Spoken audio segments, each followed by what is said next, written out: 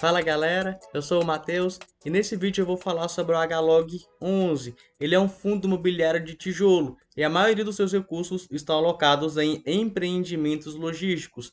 E sem delongas, vamos ver aqui todos os pontos positivos e todos os pontos negativos para ver se o HLOG11 está valendo a pena. E aqui temos que o HLOG11 é um fundo imobiliário relativamente novo, ele teve seu início em setembro de 2019, é administrado e gerido pela Rede, que cobra uma taxa de administração de 0,80% ao ano sobre o patrimônio líquido do fundo ou sobre o valor de mercado do fundo. Ele não tem taxa de performance e já emitiu mais de 4 milhões de cotas e atualmente conta com mais de 3.800 cotistas. Logicamente, por ter essa quantidade de cotistas, eu já espero que o fundo imobiliário tenha uma baixa liquidez, né? No caso, poucas negociações. E já entrando nesse ponto, o primeiro ponto que a gente vai analisar, temos que realmente ele possui uma baixa liquidez, porque vejamos, ele teve um volume financeiro negociado no ano inteiro de 2021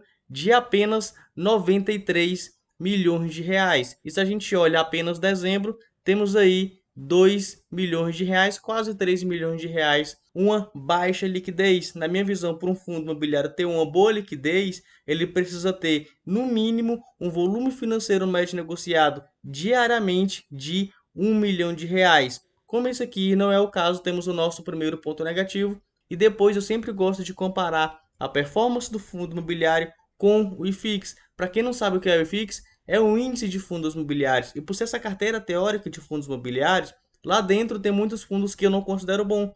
Para um fundo ser bom, pelo menos na minha visão, tem que ao menos superar esse índice. E vejamos que o fundo vem fazendo o papel dele e praticamente aí, desde o início, vem superando o IFIX. No caso, temos o nosso primeiro ponto positivo. E agora que já temos um ponto positivo e um ponto negativo, vamos entrar dentro do portfólio do fundo para a gente ver a quantidade de imóveis que ele possui participação. Depois a gente olha a quantidade de inquilinos que estão ocupando aqueles imóveis e a gente tem que olhar também a questão da dívida, porque esse fundo recentemente fez uma dívida, né? Ele se alavancou. Vamos ver se isso não vai comprometer muito aí dos rendimentos do fundo. E em relação à alocação dos recursos dele, temos que 98% ele aloca em imóveis físicos, afinal ele foi feito para isso, né? O tipo dele aí são galpões logísticos, mas ele também conta com 1,9% desses recursos alocados em cotas de outros fundos imobiliários, além de 0,3% aí em renda fixa. Acredito que seja um pequeno caixa do fundo que ele ainda não conseguiu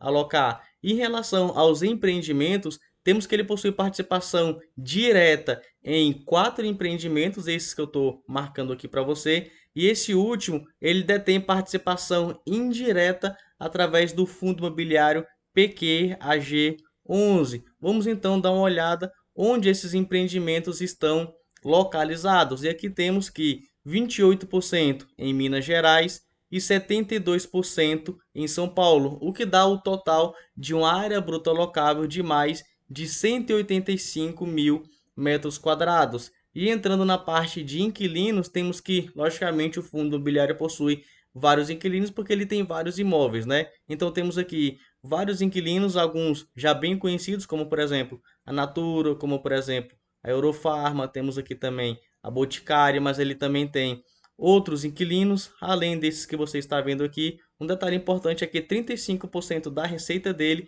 vem lá do condomínio Viracopos. Isso aqui, na minha visão, é um ponto a se considerar porque tem muita receita concentrada em apenas um inquilino. Logicamente, esses inquilinos são de vários setores da economia. E vamos então ver a questão dos contratos que esses inquilinos têm com o fundo imobiliário, porque isso é extremamente importante, porque é através disso que a gente recebe os nossos rendimentos mensais.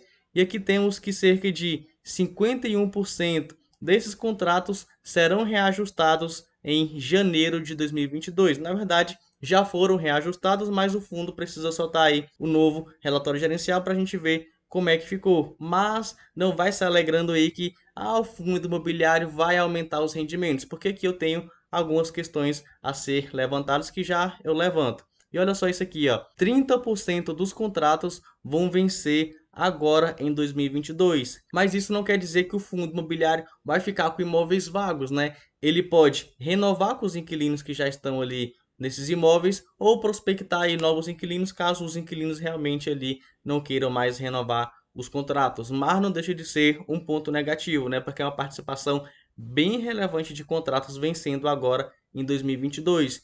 E outro ponto a se considerar é que 100% dos contratos são típicos, ou seja, não tem aquela proteção de contratos atípicos.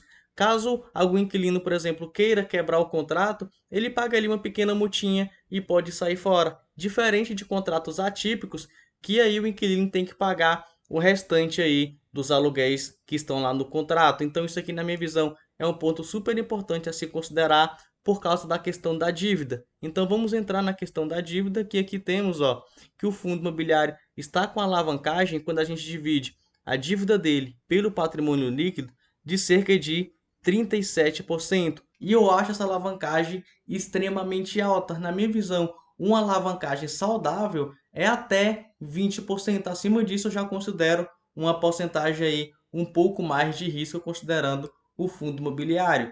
Já em relação à taxa de ocupação, temos aqui 96% do total do fundo ocupado e ele não tem área vaga porque ele conta com 4% de uma renda mínima garantida. Como isso aqui não é muito, tá tranquilo aqui, pelo menos por enquanto.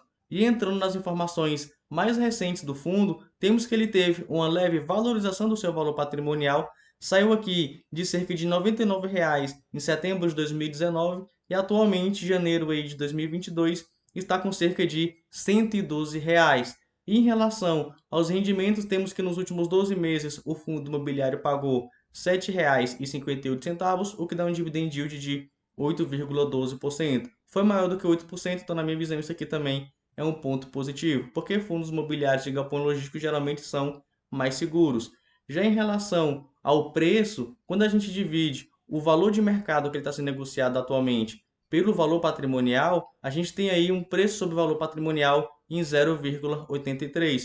Ou seja, o fundo imobiliário está com desconto de aproximadamente 17%. E só corroborando aqui algumas informações, olha só isso aqui, ó. O fundo imobiliário realmente possui uma baixa liquidez, cerca de 464 negociações diariamente. Então são realmente poucas negociações. Se você quiser comprar cotas do fundo ou quiser vender a cota do fundo, pode ser que demore um pouco. E agora que você já conhece todos os pontos mais relevantes do HLOG 11, vou compilar aqui para você todos os pontos positivos e negativos para a gente ver se o fundo imobiliário está valendo a pena. E como sempre, vou começar pelos pontos positivos. O primeiro, o fundo imobiliário praticamente desde o início dele vem superando o IFIX. O segundo ponto positivo é que esse fundo imobiliário é multi, ou seja, ele possui participação direta em 4 empreendimentos e indireta em um empreendimento através de um fundo imobiliário.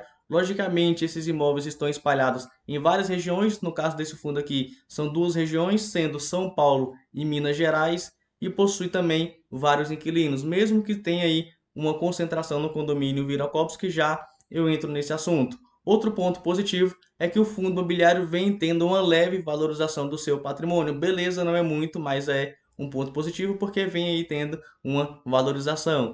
Outro ponto positivo é que esse fundo imobiliário atualmente está com cerca de 17% de desconto em relação ao seu valor patrimonial. E o último ponto positivo é que nos últimos 12 meses ele distribuiu mais do que 8% em dividend yield. Dito isso, vamos para os pontos negativos. E o primeiro ponto negativo é a baixa liquidez, afinal esse fundo imobiliário tem aproximadamente 4.000 cotistas, então logicamente possui poucas negociações, né? Um volume financeiro negociado baixo, então se você quiser comprar a cota do fundo ou quiser vender as cotas do fundo, pode ser que demore um pouco, então na minha visão isso é um ponto negativo. Outro ponto negativo é que quando você divide a dívida do fundo pelo patrimônio líquido, a gente tem uma alavancagem de aproximadamente 36%, e eu acho isso muito elevado. Claro, conforme eu falei em outro vídeo falando lá do Vino 11, às vezes o fundo imobiliário precisa fazer essa alavancagem para crescer. Só que aqui tem um ponto diferente do Vino 11. Ele tem alguns pontos frágeis que eu vou falar aqui para você. O primeiro ponto frágil,